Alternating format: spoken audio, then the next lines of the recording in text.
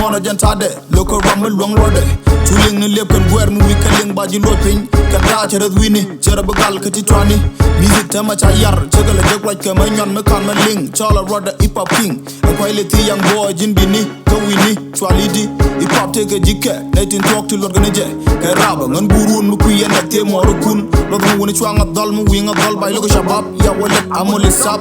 lilan taga top duli nyete loki ngop ka woni jote targe ndop ne dangan tanga tor ka chene te banga or benye tang jala dor I'm a dry freestyle niggas min la tet ka tiang ko an logo fe gomi an nagana ram mi chero mi model nga toka nyur kon kel ka winga gwer ka ji kon te ga ngenya kwa ti par ka te na ma a freestyle chen be dier baloy de lat abaka yen gwa tin chan nok ta jakal war jagranal te chawdan ye mi wije te ba rubber jin lot ye run nigga te jin di lom cha jakal wat ngaje kel we dan te mot male yen gwa ni nye tin nga nei ka nye kun male boko yen gwa